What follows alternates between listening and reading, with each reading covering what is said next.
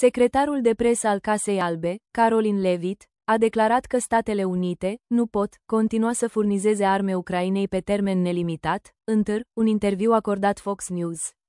În timpul unei conferințe de presă, Leavitt a declarat că președintele SUA a investit enorm de mult timp și energie în găsirea unor modalități de a rezolva războiul Rusiei împotriva Ucrainei, pentru care merită recunoștință. Ea a subliniat că obiectivul principal al lui Trump este de a opri crimele și de a pune capăt definitiv războiului. Leavitt a remarcat că dezamăgirea președintelui american reflectă direct starea de spirit a societății americane. Ea a adăugat că, deși Trump a încetat să mai finanțeze acest război, Statele Unite continuă să trimită sau să vândă cantități semnificative de arme Ucrainei prin mecanismele NATO.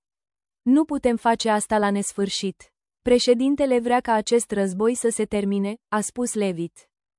Dictatorul de la Kremlin, Vladimir Putin, a aprobat multe prevederi ale planului de pace al SUA și a declarat că alternativa europeană este complet nepotrivită. Yuri Ushakov, consilierul liderului rus, într-o conversație telefonică cu RIA Novosti spune că partea rusă a revizuit versiunea americană a planului de pace în 28 de puncte, care constă în înțelegerile la care s-a ajuns în Alaska. Nu toate, dar multe dintre prevederile acestui plan ni se par pe deplin acceptabile. Alte prevederi necesită cea mai detaliată discuție între părți. Dar această problemă nu a fost încă discutată cu noi. Realizați ce nocivă a fost acea întâlnire, făcută pe la spatele Europei și Ucrainei de către administrația Trump. Întâlnire care îi legitimează acum pe ruși să susțină toate aceste pretenții. Ushakov a adăugat că luni dimineață, Rusia aflase deja despre planul alternativ de pace european și că acesta era complet nepotrivit pentru ei într-un mod constructiv. Consilierul lui Putin a mai relatat că există deja anumite semnale din partea părții americane cu privire la o întâlnire între reprezentanții celor două țări pentru a discuta o soluționare pașnică, dar încă nu s-au ajuns la acorduri specifice. În același timp, Putin, într-o conversație cu președintele turc Recep Tayyip Erdogan, a declarat că vede primul proiect al planului de pace, pregătit de Rusia împreună cu administrația Trump, ca o posibilă bază pentru o soluționare finală a păcii. Rușii au trimis un avion unic Tu-134 pentru a provoca NATO. La începutul lunii noiembrie, avioanele NATO au interceptat un avion rusesc Tu-134, o raritate, deasupra Mării Baltice. Acest lucru a fost raportat de către Comandamentul Aerian NATO.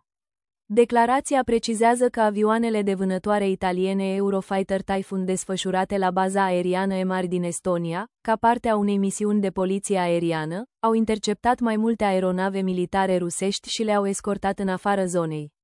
Printre țintele aeriene interceptate s-a numărat și un avion de antrenament Tu-134 Rușii au trimis un avion unic Tu-134 pentru a provoca atacul țărilor NATO. Spre deosebire de modificarea standard a Tu-134, această versiune este concepută pentru a antrena echipajele forțelor aeriene ruse să piloteze bombardiere strategice Tu-160. În plus, două avioane de vânătoare Su-30 au fost interceptate.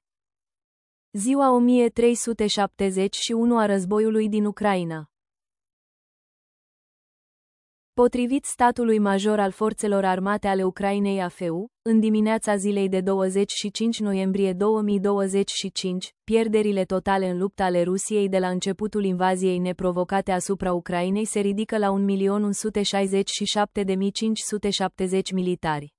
În ultimele 24 de ore Rusia a înregistrat pierderi semnificative pe frontul din Ucraina, între care 1120 de militari, 2 tancuri, 4 vehicule blindate de luptă, 18 piese de artilerie, 2 mijloace de apărare antiaeriană. Experții avertizează că planul de pace al lui Trump subminează nu doar securitatea Ucrainei, ci și pe cea a Europei. Planul președintelui american Donald Trump de a pune capăt războiului din Rusia a fost criticat, deoarece impune, practic, termenii Kremlinului pentru capitularea Ucrainei. Însă planul reprezintă și o amenințare directă la adresa arhitecturii de securitate a Europei, cred analiștii și diplomații. Propunerea impune Ucrainei să cedeze teritorii, să își limiteze alianțele și să își reducă drastic forțele militare, condiții mult mai ample decât orice propunere discutată în rundele de negociere anterioare.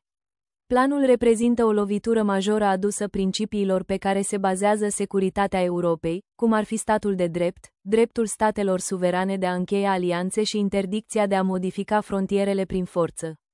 Când vorbim despre versiunea inițială a planului, este vorba despre ceva care subminează în mod clar securitatea europeană, nu doar securitatea Ucrainei, ci și a întregului continent, a declarat pentru Kyiv Independent Pavel Havlicek, cercetător la Asociația pentru Afaceri Internaționale. Dacă Kievul este presat să accepte propunerea neschimbată, consecințele, pentru Europa, vor fi dezastruoase, a declarat parlamentarul ucrainean Iaroslav Iurcișin pentru publicația Kyiv Independent. În centrul cadrului, elaborat de trimisul special al SUA, Steve Witkoff, împreună cu Kirill Dmitriev, principalul negociator economic al Rusiei, se află o concesie teritorială amplă care ar crea un precedent periculos.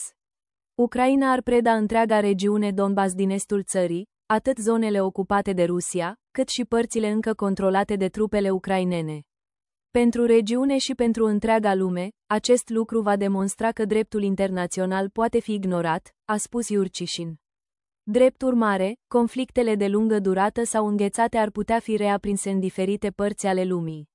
O altă prevedere centrală prevede recunoașterea de către SUA a controlului Rusiei asupra peninsulei Crimea din Ucraina și a regiunilor Lugansk și Donetsk. Daniel Hamilton, expert în politică externă la Brookings Institution, a declarat că această clauză ar însemna capitularea Occidentului asupra unor principii de bază, cum ar fi nemodificarea frontierelor prin forță. A fost un meci fără start de la început, a adăugat el. Propunerile solicită, de asemenea, o pauză a extinderii NATO și renunțarea Ucrainei la aspirațiile sale de aderare la NATO. Moscova a susținut mult timp, în mod fals, că extinderea NATO a forțat-o să intre în război.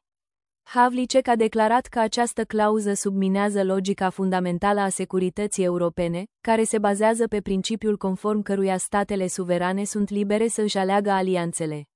Subminarea acestui principiu, a adăugat el, slăbește și argumentul conform căruia extinderea NATO face Europa mai sigură. O altă prevedere ar limita forțele armate ale Ucrainei la 600.000 de soldați.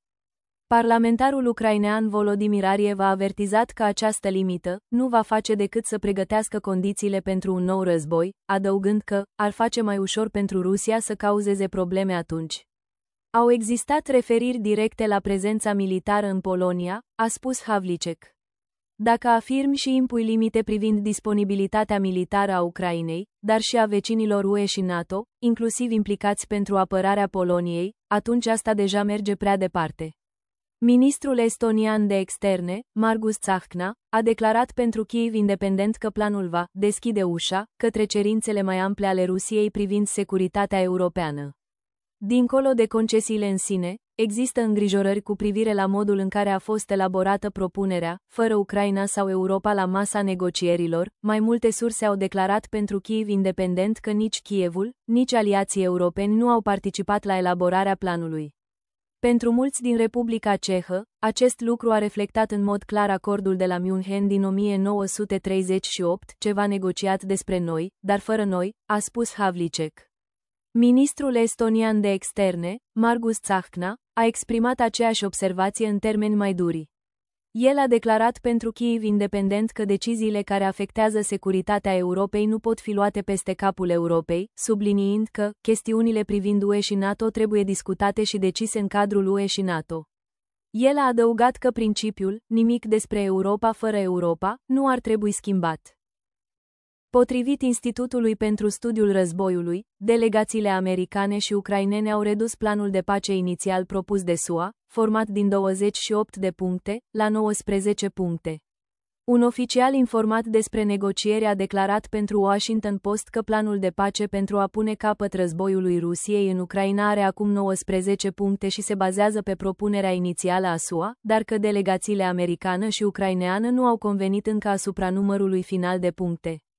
Oleksandr Bevz, consilier al șefului biroului prezidențial ucrainean, Andriy Yermak, a declarat că negociatorii ucrainieni și americani au convenit să elimine punctele care nu au legătură cu Ucraina, cum ar fi cele privind angajamentul bilateral americano-rus și cele care implică Europa. BEVS a declarat că negociatorii ucrainieni și americani au convenit, de asemenea, să rezolve problemele legate de aderarea Ucrainei la NATO pe baza structurii decizionale prin consens a NATO. BEVS a declarat că negociatorii ucrainieni le-au clarificat oficialilor americani că Ucraina este dispusă să înceapă discuțiile despre teritoriu de pe linia frontului actuală și nu dorește să se implice în ofertele Rusiei de schimb de teritorii. Persoane familiarizate cu situația au declarat pentru Bloomberg că oficialii europeni au remarcat că cea mai recentă versiune a planului de pace nu mai include propuneri pentru aproximativ 100 de miliarde de dolari în active rusești înghețate, destinate eforturilor conduse de SUA de reconstrucție a Ucrainei. Agenția de știri ucraineană RB Ucraina a relatat, citând surse nespecificate, că delegațiile au ajustat un număr semnificativ de chestiuni, cum ar fi cele legate de centrala nucleară Zaporojie ocupată de Rusia, dimensiunea armatei ucrainene și schimburile de prizonieri de război și prizonieri. Sursele RB Ucraina ar fi declarat că delegațiile au convenit ca președintele american Donald Trump și președintele ucrainean Volodymyr Zelensky să discute și să convină asupra punctelor legate de problemele teritoriale și aderarea Ucrainei la NATO. Sursele au declarat pentru RB Ucraina că Statele Unite vor colabora cu Ucraina pentru a conveni asupra punctelor finale ale planului înainte de a se angaja cu partenerii europeni asupra punctelor care privesc direct Europa. Sursele ar fi declarat că Statele Unite vor folosi apoi tactica, morcov și băț, pentru a convinge Rusia de plan.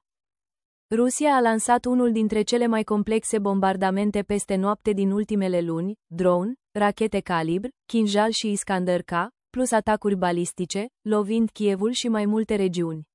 În capitală, cel puțin 6 persoane au fost ucise și 10 de persoane rănite. Zgârienori din districtele Pechersk și Nipru au fost lovite direct, Sviatoșin a fost lovit din nou în această dimineață, iar o dronă s-a izbit de un apartament din Rusanivka. Principalele situri energetice, CHP5 și CHP6, au fost lovite, declanșând pene de curent, întreruperi de apă și întârzieri în transportul public. Dincolo de Kiev, infrastructura energetică și portuară a orașului Odessa a luat foc, rănind 6 persoane, inclusiv 2 copii. Resturile de rachete au avariat case și instalații din Bilat Serkva și Brovări, în timp ce atacurile au continuat în regiunile Sumy și Kharkiv. În această seară, gândiți-vă la salvatori și medicii care lucrează prin fum și la familiile care așteaptă un mesaj care spune pur și simplu, sunt bine. Statul Major General al Ucrainei a confirmat o operațiune peste noapte împotriva unor ținte militare strategice din Rusia și din teritoriul ocupat. În Taganrog, regiunea Rostov, atacurile au lovit uzina de avioane Beriev și producătorul de drone Molnuia, Atlanta Aero, au fost raportate multiple explozii și incendii. Uzina deservește avioane de avertizare timpurie A-50 și bombardiere Tu-95 MS, un fuselaj experimental A-60 a fost probabil avariat. În Novorossiysk, terminalul de export de petrol Șeșaris a fost lovit, în regiunea Krasnodar, rafinăria Tuapse a fost lovită. Sunt evaluate și alte ținte. Acestea sunt noduri legate de armată, repararea fuselajelor, producția de drone și logistica combustibilului, a căror degradare limitează capacitatea Rusiei de a planifica și lansa atacuri asupra orașelor ucrainene.